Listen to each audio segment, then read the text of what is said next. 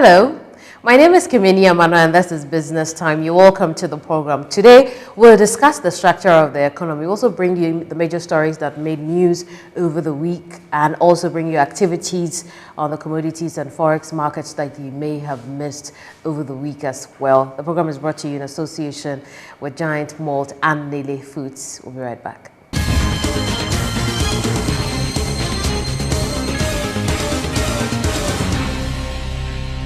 After years of serving you with the best in business and financial stories, Business and Financial Times comes to you 5 times in a week with the introduction of the Thursday edition. Your credible and trusted source of relevant business information will from Monday to Friday, that is 5 times a week, continue to bring you all the information you need in business, the economy, real estate, maritime, sports and entertainment. Business and Financial Times, Africa's leading provider of credible business information.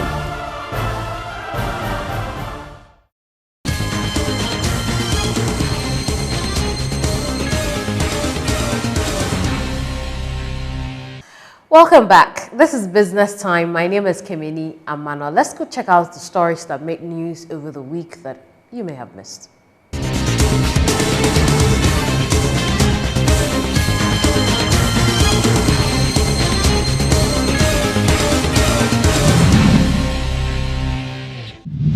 Fisher folks have been offered a major boost with the introduction of the Fisherman Life Insurance. This insurance product, a partnership between the Ministry of Fisheries and Aquaculture and Star Micro Insurance Services Limited, is aimed at cushioning fishermen against risks. Fishermen are largely excluded from the formal financial services for a number of reasons, including the inability to measure their income. The latest Nielsen Africa Prospects report has revealed that the cost of living in the country is among the highest in sub-Saharan Africa due to high inflationary pressures. According to the report, the cash outlay for Angolan and Ghanaian consumers are some of the highest in sub-Saharan Africa. A like-for-like basket of essentials costs almost $34 in Angola and $27.5 in Ghana compared to South Africa, which costs $15.33.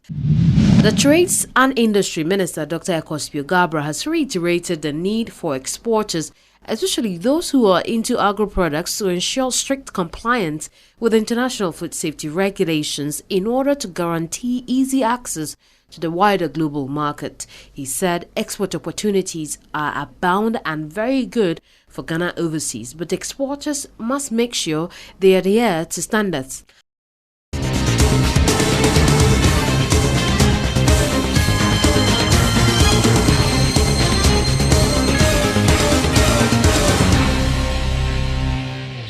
Thanks for staying with us here on Business Time. The program is brought to you in association with Lele Foods and Giant Malt. My name is Kemini Amanor. We want to have a discussion on the structure of the economy. We'll be having that conversation with Leslie Mensah. He is resident economist with the Institute for Fiscal Studies. And thank you very much, Leslie, for joining us here. Yeah, it's a pleasure to be here. How would you describe the structure of the Ghanaian economy? The Ghanaian economy is dominated by services, with primitive agriculture, of which crop production is the mainstay, and the cocoa sector is huge in that area. And then there's a large natural resources sector, i.e. mining and oil and gas, and a little bit of manufacturing. So this essentially is a structure of production in the economy. You can also talk about the structure of our exports. And here, primarily, we export raw materials and primary products. Gold, cocoa, and oil are the 3 main items. There's very little value added in our exports. And so it's a structure of our exports that hasn't changed since pre-colonial times. Some people like to call it the Gettysburg economy. But the structure of production itself has changed from previously a dominant agrarian economy to one where we do more services than any other thing. Is that a bad thing? Because for some people, the fact that we've had very little change in our exports, the fact that we're moving from the agrarian economy to a services-led one, we risk, stagnating our economy, because then there hasn't been any growth, like you say, since, not growth, but there hasn't been any change since pre-colonial times. Is that a bad thing? Yes, there hasn't been any change in the structure of our exports. Now, yes, that's a bad thing, because the dominant exports that we have prices that are determined on world markets, and we have little control over those prices. And so our economy has become highly vulnerable to the movements in the international commodity markets. And every few years we have witnessed a crisis because there's been a downturn in the commodity markets. So it's a vulnerability that we have had since pre-independence, and we ought to have changed that by now. Why haven't we seen that change in spite of all the development plans we put in place? We saw the growth and poverty reduction one, which came 2006, we renewed. We saw the Vision 2020. We also saw the 1983 structural adjustment. Why is it that in spite of all of these development plans we put in place and are still running some, we haven't been able to change the very core of our export? Well, apart from the development plans crafted by the Nkrumah regime, no other plan has sought to change the structure of our exports. The Vision 2020 was never implemented. The GPRS 1 and 2 and the current GSGDA did not focus on altering the structure of our exports. That's why it hasn't changed. That's why it hasn't Yes, changed. it's a simple answer. We've never. Now we're setting up we have the Development Planning Commission, which is looking at rolling out a 40-year development plan. What should be their focus? Because they've started rolling out, putting plans together Writing the already. plan. Indeed. They're writing the plan. The thing about this is that the received wisdom that has prevailed since the Industrial Revolution regarding how economies develop or modernize is that traditionally economies transition from agriculture to manufacturing and later to services. And this is a conventional path that the industrialized and wealthy economies of today followed, and which the so-called Asian tigers followed as well. In our case, we have transitioned from agriculture, leapfrogged manufacturing and industrialization to services. And my view is that we are worse off for it. We are worse off for it because by leapfrogging manufacturing, we have missed out on certain crucial benefits that most of the advanced economies of today had on their road to development. One, manufacturing holds the biggest promise for massive job creation, and that potential does not exist on the same scale in the services sector. Again, with manufacturing, there's greater scope to enjoy rises in productivity because there's, again, greater opportunity to exploit specialization and economies of scale. With manufacturing too, you are better able to expand your export base because almost every manufacturer can be exported, provided you can find the market. But in services, particularly the traditional services, you cannot, for instance, export haircuts. Anybody who cuts hair is providing a service, but you can't export that. The people who, these days, is a mobile money boom, and you have people in all corners providing that service. You can't export that. So most of the traditional services, buying and selling, driving, you cannot export. So once you have a lot of that, you miss out on the potential that exists for exports in the manufacturing sector. And we haven't had, apart from the early post-independence years, a strategy to alter that structure to make industry and manufacturing dominant. I don't know the details of the plan that is being written now, but I surmise that they would want to focus on that, because the current trajectory has brought some benefits, but it hasn't lifted everybody up, and we still have an epidemic of joblessness in Ghana. This plan must have a way of forcing us to rely on ourselves rather than, look on the outside. It must have a way of forcing us to move from exporting mostly raw materials to. But is that possible? It is. The positive thing about this plan is that it's indigenous. The GPRS 1 and 2 and the GDAs, there was a lot of input from the donors. You could even say that they were donor-driven, because large swathes of those plans were funded by the donors. Now, we need to diversify the economy and the export base. We need to rebalance the structure of our exports. And that is possible. That is possible. We need two things. And this comes from what we have seen about the Asian tigers and the Western nations that have become wealthy today. A facilitative state, and an industrial strategy crafted out of a consensus between industries and the government. So these are broadly the things that we need. You need the experts in writing the plan to sit down with the industrial people to understand what really needs to be done. I can offer a few ideas.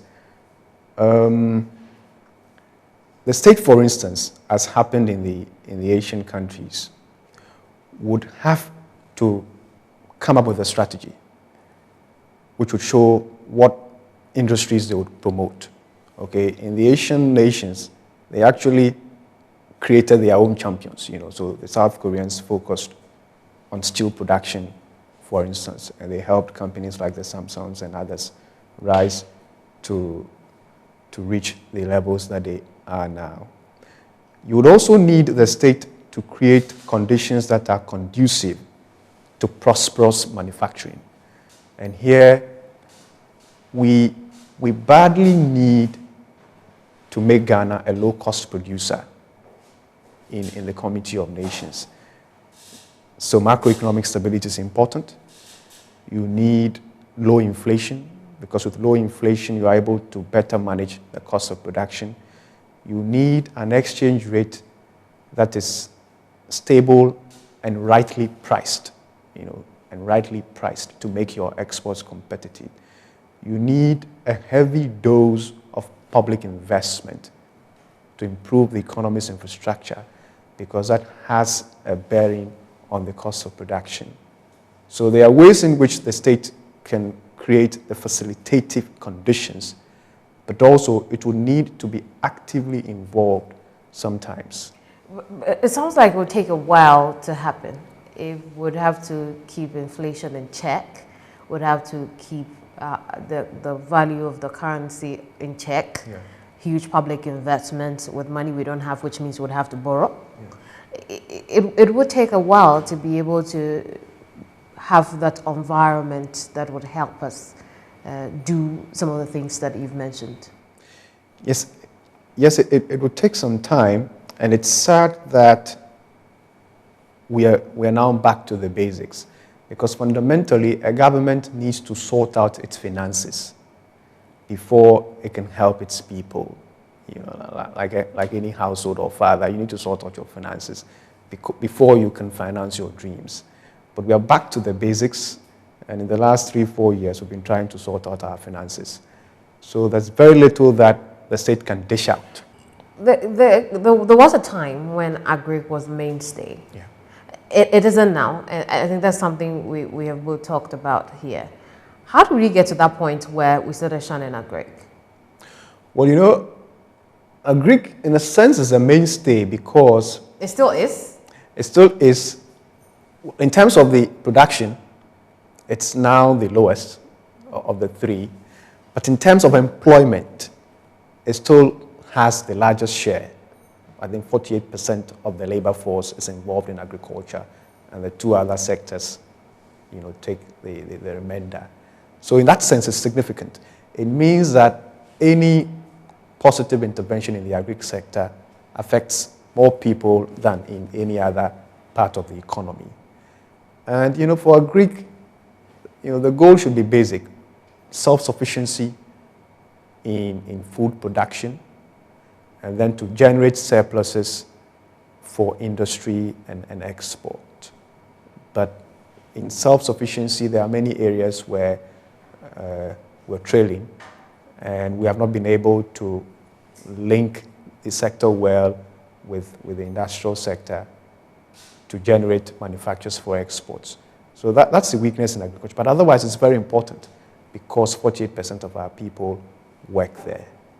We'll come back and discuss how dependent on aid and donors and all that, what role it played in the fact that we couldn't change, a lot of the things when it comes to the structure of our economy. We're speaking to Leslie Mensah. He is a resident economist with the Institute for Fiscal Studies. We're discussing the structure of the economy, what the problems could be, and how we could make it better going forward. This is Business Time. We'll be right back.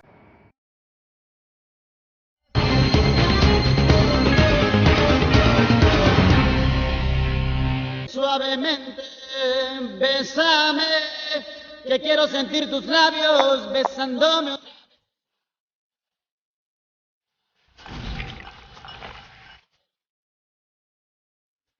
Giant Malt is a non-alcoholic beverage which contains minerals and vitamins that gives you energy and power to keep you moving. Giant Malt brings out the giant in you.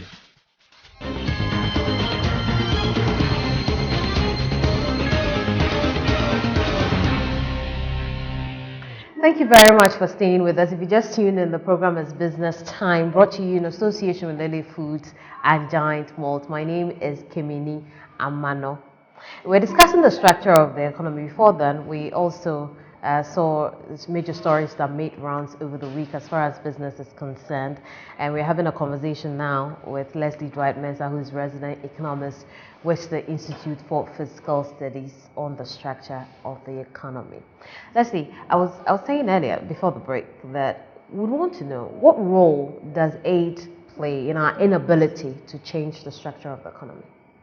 The role of aid in this is that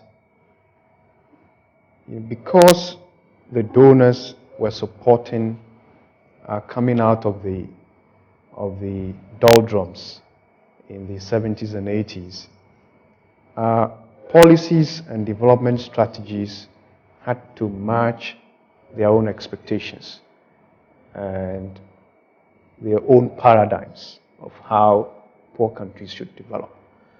And so we never had on our own an indigenous strategy.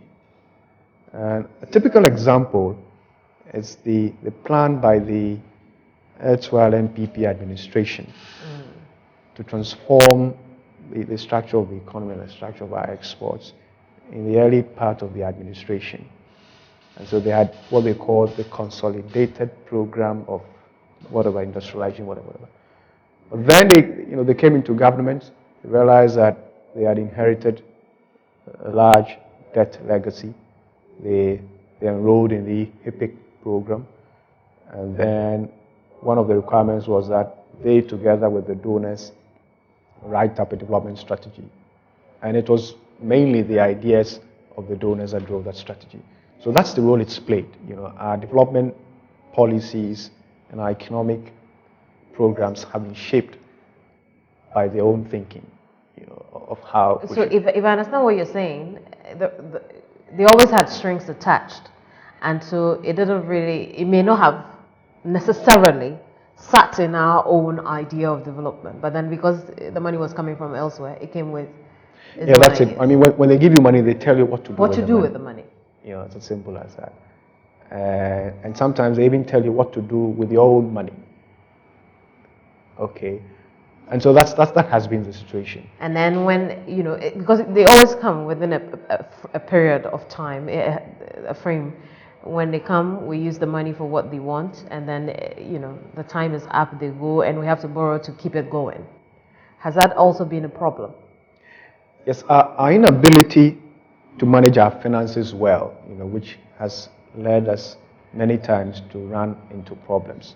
And then we have to go to the IMF for a program, to help us heal the public finances. I mean, when you are in an IMF program, for instance, a discussion about supporting your manufacturers does not come up. In fact, if you try to do that under a fund program, they'll probably reject the idea because, the fund's own paradigm of how countries should climb out of crisis and develop, it's not consistent with supporting industries such as manufacturing. It's not their language, okay? And so these are the consequences. But do you see a future where we cut ourselves off of that? Of course. How do we even do that? As I said, you need to sort out your finances. But it will take a very long time. Not necessarily, because there have been times in the past when we have been able to improve the state of the public finances and carry out a lot of reforms, to change the way in which